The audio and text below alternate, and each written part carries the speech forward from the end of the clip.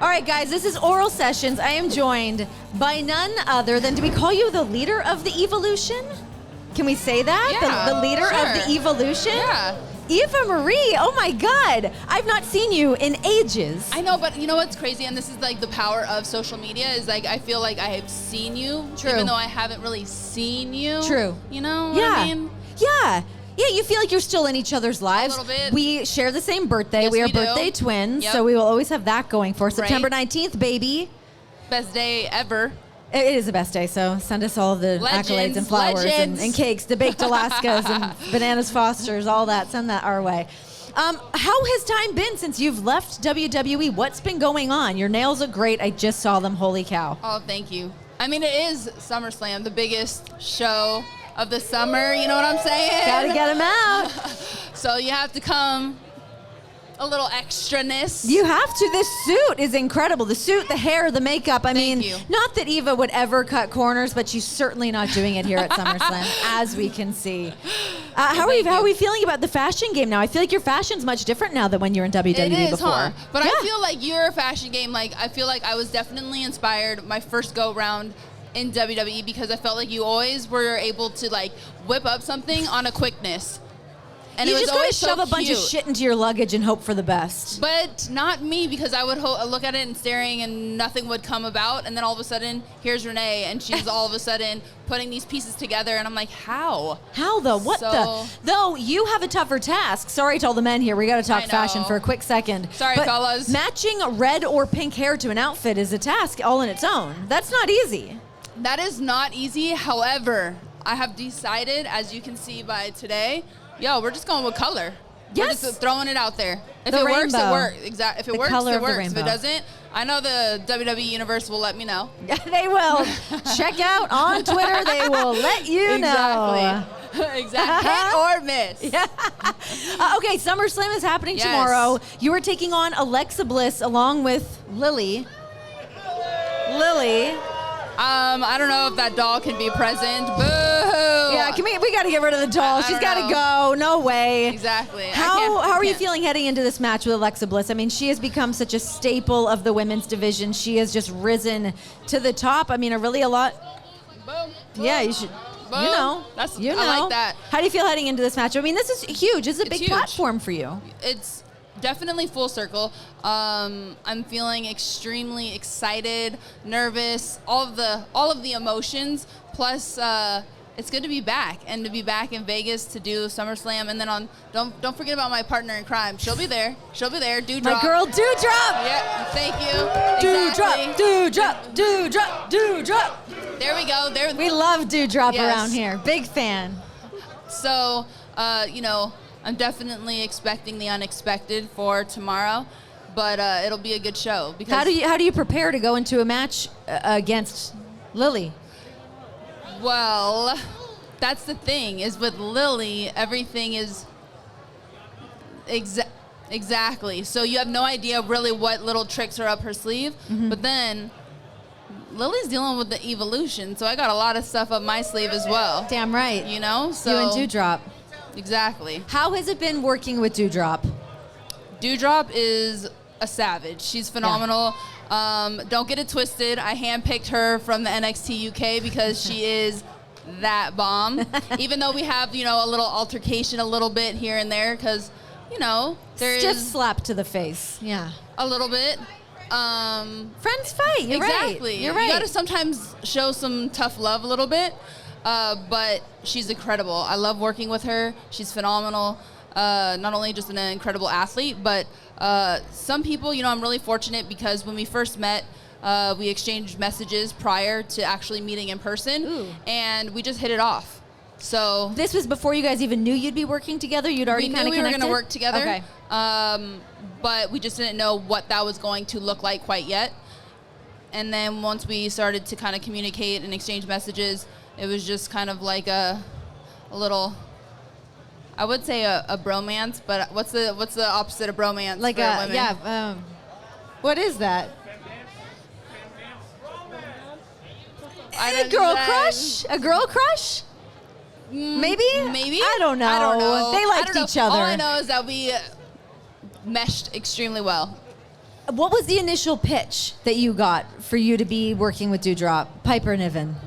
It basically was pretty kind of simple. I mean, you know how WWE is. You think that a lot of storylines and things are going to go a certain way or certain pitches, and it completely transforms and goes a whole nother direction. And so really the kind of gist of it all was just that I was going to have kind of a protege. Yeah. And we were going to basically take over the locker room in the division, which we're slowly but surely doing. Damn right. It's such a cool and interesting choice to pair you with Doudrop. I keep wanting to just call her Piper, but we love Piper, Viper, whatever you want to call her. Doudrop. Exactly. Doudrop. And I think people were so excited to be able to see her get this opportunity, and she's making the most of it, to be paired up with you.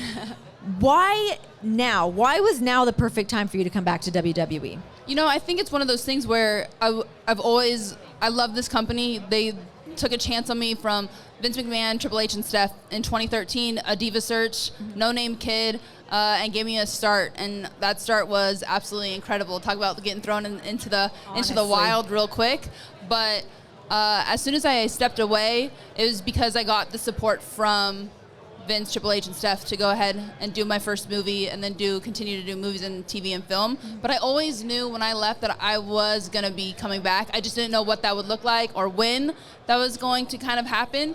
And then throughout the last 4 or 5 years, I always kept in communication with the company. And so then the door kind of opened and I was like, I'm coming right back in. Exactly. Walking in.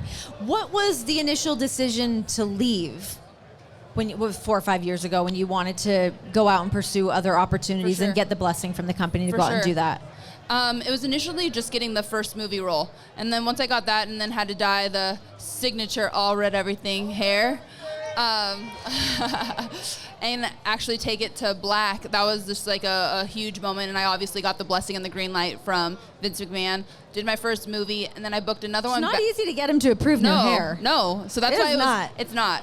I cut my hair off and was like, oh shit, sorry.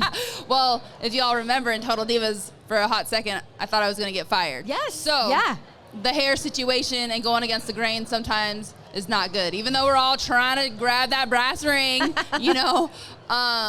So as soon as I got the first movie role and then I booked one right after, it was just kind of like a decision where who knows if I don't take this opportunity right now, it's going to be there when I return to it.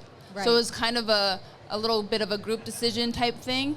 And I was fortunate enough that they gave me the green light and just let me go ahead and pursue that and do that until it was ready to kind of make my way back in. So for it to be the 4 or 5 years that you've been gone, what kind of skills do you now have under your belt to come at it again from this angle with WWE being as big? I mean, it's always been massive. The women's division has always been on the rise. Totally. But with the way things are now, for you to reinsert yourself back into these storylines and whatnot, what was it about this time that you think that makes the most sense?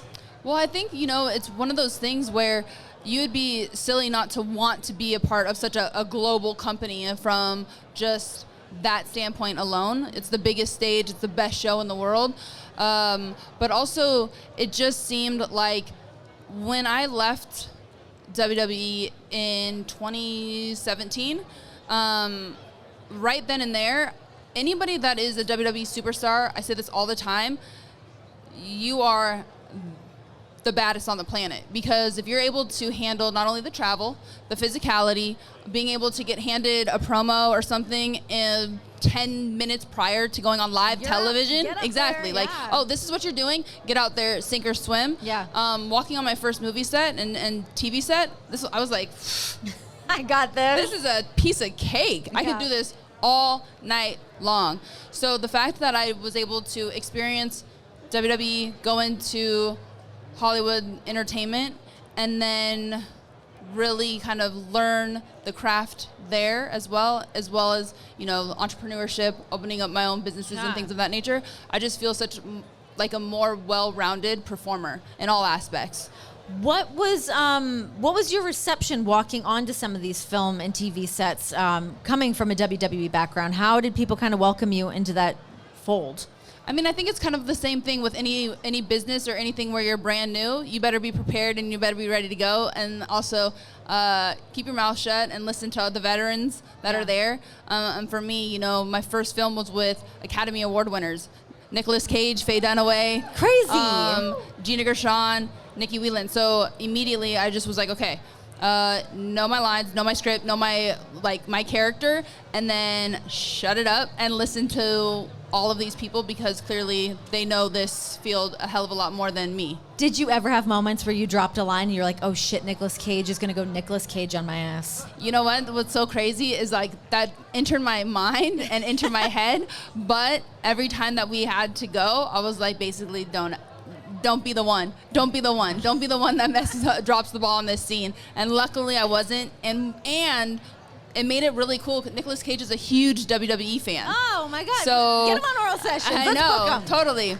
So my first encounter with him was actually really interesting because I expected just like, hi, nice to meet you. But he was like, oh my goodness, I've been waiting to meet you. Actually, will you FaceTime real quick and say hello to my son? He's a huge WWE fan. So I was like, oh my God, this is crazy. Yeah. Hence, this company is just so global and every demographic. You never know who's going to be a fan that you're going to be able to connect with. So if Nicolas Cage is down, we're down. You've been able to work with Bruce Willis as well. What was that like? I mean, instantly you think of Die Hard, right? Yeah. So, of course.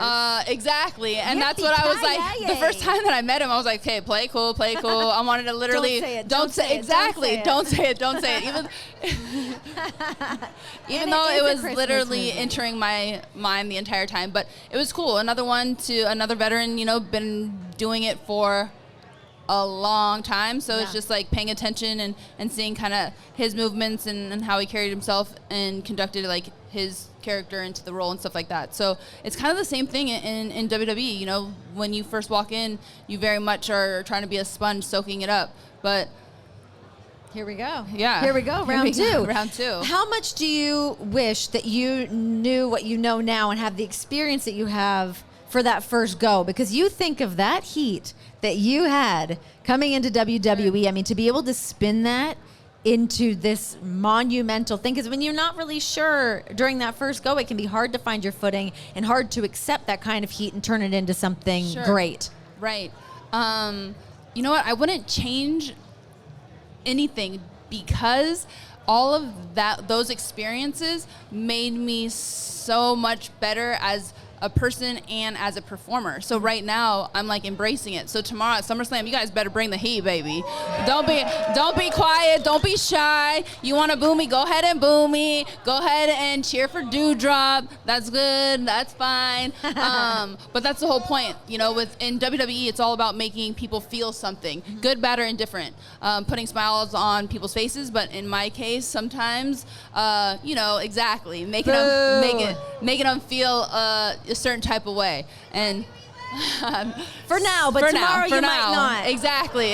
Once it's showtime, you can let your feelings out. So I think that's what has made me who I am today. You know, it's hard to. It's always, if I could go back in time, but then if I could go back in time, then you're not really learning from all of those experiences. Of course. So, you know, I'm grateful for that first run, even though it was definitely, you know, crazy time and definitely a lot of highs and lows, but that's just kind of like life in general. Yeah, it's like interesting to look at too, for like the time that you came in and doing Total Divas, working with the Bella Twins, Summer Rae, I believe Emma was still here at that time. It was a different division than what it is now. Sure. How did you feel kind of looking at what the roster was looking like and what wrestling was looking like as you get ready for it this time? You know what? I really feel like I went in and came in at such a beautiful time because the girls that I did come in with immediately on the main roster now aren't there, but I did get to go back down to NXT and work with all the girls that are killing it now up on the roster. So like one of my favorite times when I was still in the company was when I went back down to NXT and I got to work with Bayley. Yeah. She's absolutely incredible. My favorite storyline thus far, besides the one I'm currently in. but that was obviously going for the title at NXT, and just like to learn from her, to appreciate the psychology of a storytelling and make it compelling was such a cool experience for me, because Bayley makes everything look so damn simple when I'm like, what? Wait, what's going on? You know, hold on. So to really like kind of have that, and then also be able to work with all the other girls, you know, from Becky, from Charlotte to Sasha to Alexa to Carmella. It's awesome because it's kind of like a weird deja vu, because I'm back with the same crew that I used to work with there. You know what I mean? So it's really like a cool. full circle moment. Everyone's kind of coming back together. What are some of those moments that you get when you're like, wait, hold on, let me catch up? Like when you're in the ring and you're still learning on the fly, like that is not easy at all. Do you ever get caught up like in your head of like, oh shit, here we go? I think I would be lying if I said no, but I think that's what's so exciting about being a part of this company and having like the character that I have as well. Because when opportunity arises and it's showtime, no matter what, I know who my character is this time around. You know, I'm not trying to like figure out my footing. It's like I know who I am, so I know how to play to those strengths and make it work. So it's like learning how to adapt always, because it's live television. So sink or swim. Exactly. And you know, everything is always, you only have this much time, everything gets cut. It's very much, that's why I say, if you're able to handle and perform in the WWE, you can do anything else in the world.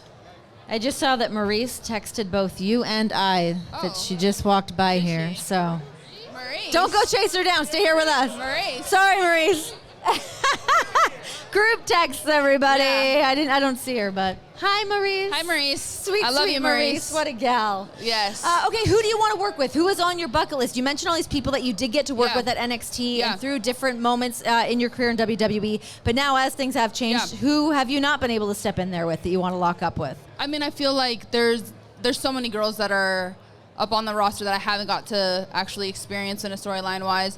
But obviously, currently, I'm loving my current storyline with Alexa. I feel like we are just getting started with it. You know, I want it to continue for a little bit, because it's fun, exciting. It's very different than anything that you see on Raw or SmackDown right now. Good, bad, or indifferent, whether you like it or love it, it doesn't matter. It's like, you know. But not an easy task to go in and like you're having a match, and you guys are both very character-driven superstars. For sure. And then you add in a doll on top of that. Like that is Doudrop. Of course, I'm not leaving Renee, Doudrop out on purpose. Don't leave my protege out. I love Doudrop so much.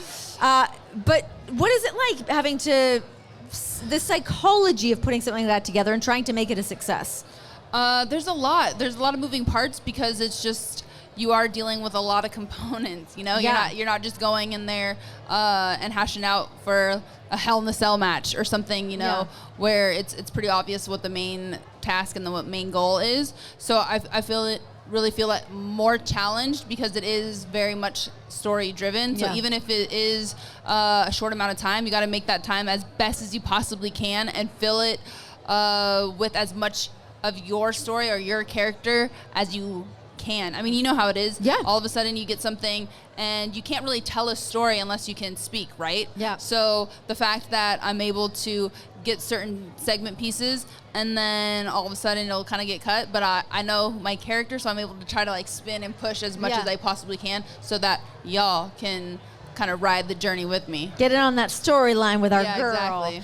Oh, calm down. We're not there yet. It's not tomorrow yet. So yeah, you know, save the booze for tomorrow. Save the booze. So going back to your time away, you're out, you're doing movies, you're doing television, you're really making a career for yourself. But for you to start in WWE, and like you said, you went on like one of the Divas searches, get picked up, then you leave to go check out all these other, you know, avenues, then coming back. Have you always sort of had a bit of a map of what you wanted your career to look like, to have that plan, to know eventually I do want to come back to WWE, but also in that downtime, yes, starring in all these things, but also creating your own fashion line? Like, you've created an empire for yourself. Thank you. And it's been really impressive to watch that build and grow. I just feel like you are on top of everything. Like, you are a true businesswoman, and it blows my mind to see everything that you've been able to accomplish. Well, thank you very much. I mean, coming from you, that's a compliment considering you're killing it. Thank you. While pregnant, carrying a baby. I mean, I don't have no kids, so I have dogs. I don't have kids. They're close. So, you know, thank you. That means a lot. I think it's just one of those things. We live in such a cool time with social media that you're able to create a brand and be able to reach so many people that you wouldn't be able to in the regular kind of day and day like 10 years ago. You can interact, you can sell a product online, you can interact with people from the UK, in other countries, in other states that you normally couldn't do. So it's kind of just trying to kind of capitalize on that and grow my brand as much as I possibly can. And I think, you know, even when I was in college, I mean, my main dream was always to play professional soccer. Yeah. But also I wanted to be an entrepreneur. I went and got my degree in business. So I always have had kind of that just in me. Yeah. And being able to kind of step into WWE in 2013, it just allowed me to really kind of leap and jump and kind of go, and if you fail, you start another one and you try again and you keep going. Have there been moments that you felt like you have failed or not succeeded in something that, because I mean, we see the successful part of everything on Instagram, but are there parts of it that maybe haven't been there that you've had to learn from to kind of pick yourself back up? Oh, for sure, all the time. I feel like you know, that's kind of the nature of the beast. I fail more than I succeed. It's just kind of one of those things where even though, you know, I trip and I fall quite a lot, but obviously we all have to remember social media is definitely a highlight reel. You know, I share certain personal struggles that I go through. Like everybody knows, I had posted just earlier today because I did an interview yesterday talking about just my alcoholism and addiction and going through that and showcasing that on Total Divas as well. But I'm not showcasing all of that because that's not that fun. You guys wanting to see me crying in a pillow or, you know, stomping my feet because things aren't going my way. Yeah. Nah. So it's just one of those things where, you know, after something fails or it doesn't work out, it's just one of those things where it's like, oh, well, on to the next. Dust yourself off. I allow myself 24, 48 hours to be upset about it. A good window to let those. I got it. I have to have some junk. Totally. Yeah. I have to have a window, or else it could go on a little bit too long. So as long as, and then my husband can, you know, kick me in the booty after, like, yo, it's been 48 hours. Like, let's move on. That's what we need. You need someone that can give you that good little kick in the ass to be like, all right, you've been sad. You got to like get it all out. Now it's time to pick yourself back up and get out there. Yeah. Was it really difficult for you to decide to be so public about your alcoholism and addiction issues? You know, I think it was one of those things where I shared it yesterday as well. You know, in 2013, jumping into WWE, doing the Diva search, then getting a developmental deal, and then all of a sudden going from a developmental contract to all of a sudden onto the main roster, and on top of that, Total Divas. That's a lot. It was kind of like game time decision in the sense of something that I used to be so ashamed and embarrassed about and didn't want anybody to know. Mm-hmm. Also, I didn't want anybody to take that power away from me, so I felt it was really important for me to have that narrative put out into the public first, because that way I took the power away from anybody else. Yeah. Because I set and said my story first on season 1 of Total Divas. And I think that's kind of, you know, where I'm grateful for the show to kind of showcase kind of those types of real issues. But I think that's also another thing where social media is one of those you kind of pick and choose how much you want to share and what you do or what you don't want to, and kind of hopefully navigate those squiggly lines as best you can. It seems like that's got to be difficult to find that balance, because yes, you do want to, because you're helping a lot of people by putting it out there and being public and showing that vulnerability. But yeah, at the same time, there's still certain parts of you that you want to protect. And that's got to be really hard to kind of strike that balance between what you show, what you don't show. Is it hard for you to kind of navigate that sometimes? You know, I think it used to be, but now I kind of feel a little bit kind of like an open book, because I was on a reality show for 6 seasons, so I feel like that definitely like kind of broke Kick those doors down. Exactly. Yeah. So it's kind of hard to kind of close it right back up. So I kind of feel that kind of helped me just go with the flow. Yeah. Well, how was your experience doing Total Divas? Because you came in like right off the bat. I remember. I will always remember seeing you and JoJo in the elevator when we were at WrestleMania in New York, and seeing you guys being like, "Wait, who are these new girls? What's going on here?" And not even knowing that Total Divas was going to be a thing. For sure. And you guys came in for that. But to come into WWE, doing a reality TV show, like you said, it's like so many different things popping up and figuring out that landscape. Like that's a lot for somebody to put on their plate. Yeah. I mean, it definitely was so many things happening at once. And then on top of that, you have to think like, it's not just a reality show. It's like, this is your job. You know, you're trying to be a WWE superstar. At the same time, you're trying to navigate and learn the backstage etiquette. You're trying to learn all of the things that... all with the camera right in your face. Exactly. So it was definitely...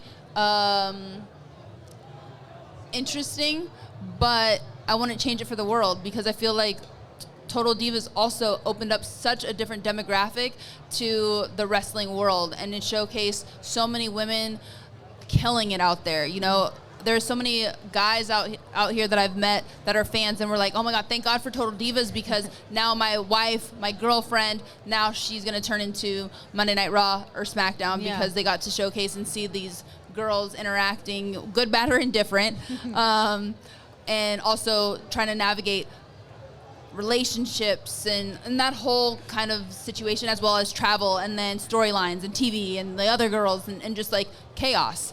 But at the end of the day, being a badass. Yeah. So, you know, I really feel like Total Divas helped kind of put a lot more light on the women's division.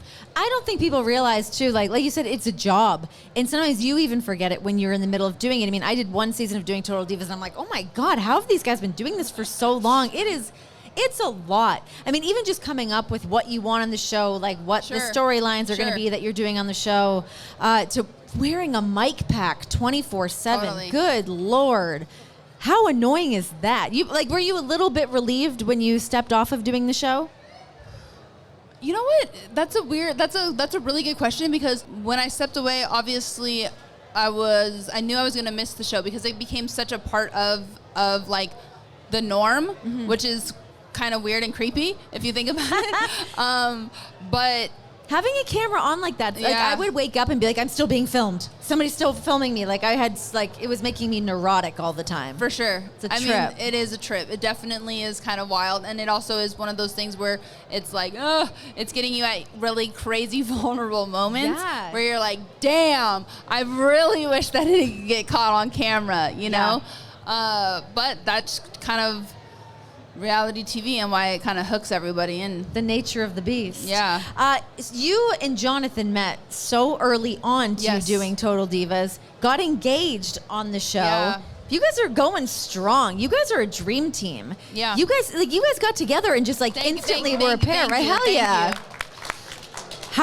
You guys obviously have a great relationship now, but I mean, he's been through all of these things with you through thick and thin. Yeah. What a guy. I wish he was here now. I know, I really do too. He is definitely my rock for sure, because, you know, I am a little, if you didn't know it, a little cuckoo for Cocoa Puffs.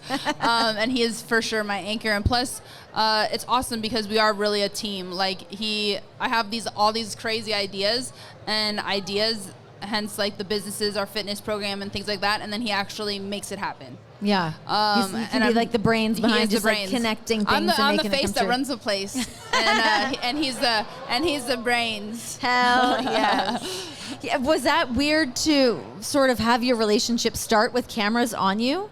You know what? It really was not as much for me, but for Jonathan, because they're never in his like.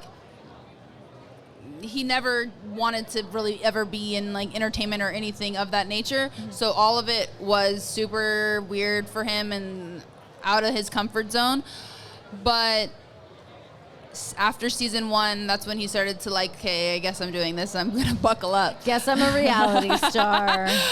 No, the reality star is my dad. That guy. God, I was going to ask, how's your dad? I love your dad so much. Oh my God. How is he? He's good. Thank you. He's, that guy. I mean, that guy needs his own show. He's a firecracker. I mean, you guys will see him back at home in the Bay Area and recognize him from Total Divas. And he's like, yes, of course, I'll take a photo. Who wants a photo? Who needs a photo? Yeah. He's the best. Yeah, he Love eats it that up. dude. For sure. Your relationship with the twins. So again, for you guys to all come in and kind of start all these things together, but you guys have really done a lot of parallels in terms of creating your own businesses and being entrepreneurs and creating a name outside of just wrestling. Do you guys bounce ideas off each other? Do you still stay in touch very much? You know, we don't. I should add Maurice into that conversation as well. I mean, she's done she's so killing it much. too, totally. Maurice and I talk actually quite often. The twins and I don't bounce ideas off one another, but, you know, obviously through social media and stuff, stay in contact. But, you know, it's one of those things where there's nothing better than to see other women, especially women that you worked with, out there murdering it, you know? And I know, obviously, on Total Divas, it shows such a myself and the twins kind of like always butting heads and things of that nature, them being the veterans and me just being that rookie. But it's one of those things where it's kind of like it's a sisterhood. So you go through the pains and the trials, but then you work through it and you get over it, and then you're better for it. Back on track. And now they're killing it. Entrepreneurs, moms. Crushing. Yeah, mom's getting it done. I look back at what they're doing. Sometimes I'm like, I don't know how you find the day. I've been a mom for a second, and I'm like, I have to leave the house today? What? Like, I'm not ready for anything. Why I don't know kids, because I see all of that, and I'm like, I don't know how they do it. It's nuts. You mentioned the Bay Area. How important is it for you to rep the Bay Area? I feel like you wear that on your sleeve through and through. Bay Area, what's up? Yes. I do. Big Bay Area love. I know, yes. All right. That's exactly. You know, it's really important for me because it's my hometown. It's where I grew up. You know, I'm a diehard San Francisco Giants fan. So don't be mad. Don't be hating because we're number one. You know what I'm saying? Did you just throw out a pitch or something? I did. Yes. I did. So that's stressful. Were you worried you were gonna botch it? It was stressful for sure. I was like, okay, what? Obviously, being the youngest of all boys, initially when I told my brothers this was happening, the first thing they say is like, "Don't shit the bed." Of course. So I was like, "Okay, cool, thanks." Thanks, guys. But that was like a cool experience too, because my parents got to come. A couple of my brothers got to come to the game as well. But it's important because it's like kind of like where I'm from, my roots, and it's one of those things where it gives me really a lot of pride to represent the Bay, especially because there's a lot of trials and tribulations over there. Sure. So it's also one of those things where I want to be that kind of a little glimmer of hope too, is that it doesn't matter where you're from or how you're raised, just to keep going for whatever it is that you want. Because like we've kind of touched before, where it might look like the highlight reel on my social platforms, I have fallen many times and failed so like repeated to continue up to do something better or have something work or have something hit or this actual dream to kind of go and grab. How do you keep things like that on track? I feel like sometimes if I fall or I feel like I'm not succeeding at something, I'm like, oh my God, I feel like I've got to start all over again. And it can feel like such an exhausting task to feel like you've got to spin something back up again or go back to the drawing board. Yeah. How do you kind of stay motivated for that? I think it is exhausting. It's really tiring. It's actually like heartbreaking too, but it just... if you're that hungry and you're that passionate about something, whatever it is, you're going to get up and go again. It doesn't matter. Who are some of the people that you were trying to emulate your career after, specifically within wrestling?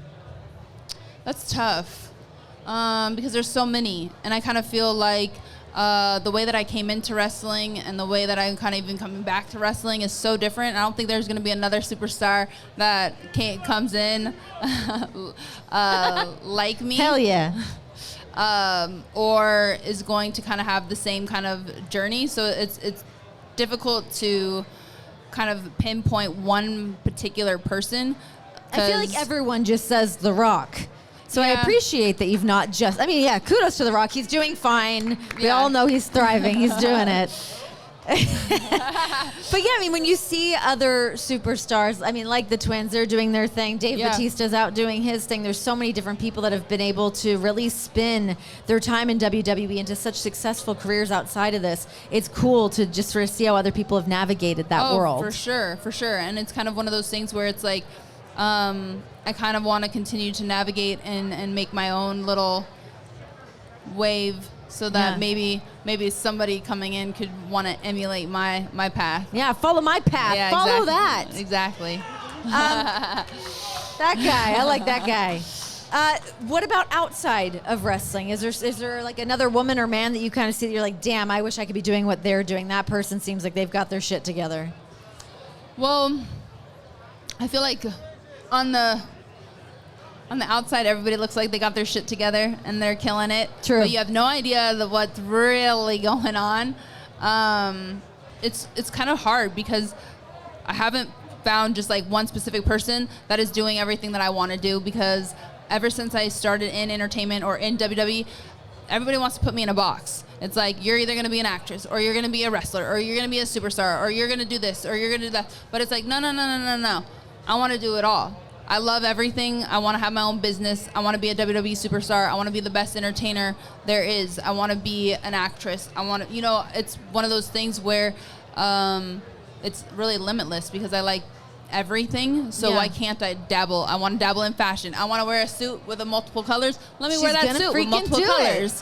Ditch the red hair, go back to the pink, maybe throw a little brunette in there for fun. Who knows? I think that's one of the things that I've learned too, is starting in 2013, initially I got a lot of people telling me how to kind of like try to navigate or do this or do that or conform into a certain window.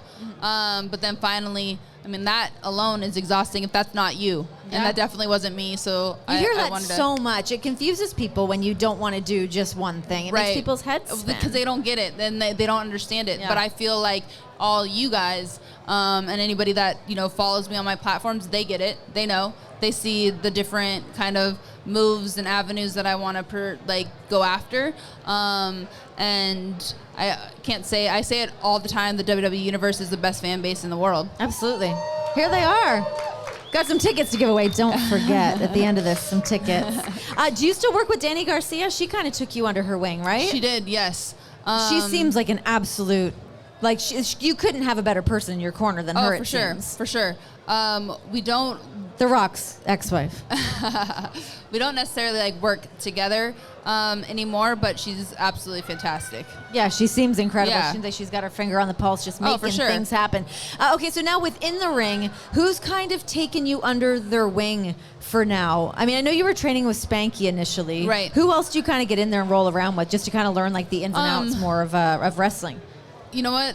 I have to give a shout out to Norman Smiley. Norman, that's two shout outs to Norman today. I mean, Norman's the man. He is the man for sure. I mean, when I first, kind of started talking about coming back and things of that nature, that's where, I went out to Florida and hopped in the ring with that guy.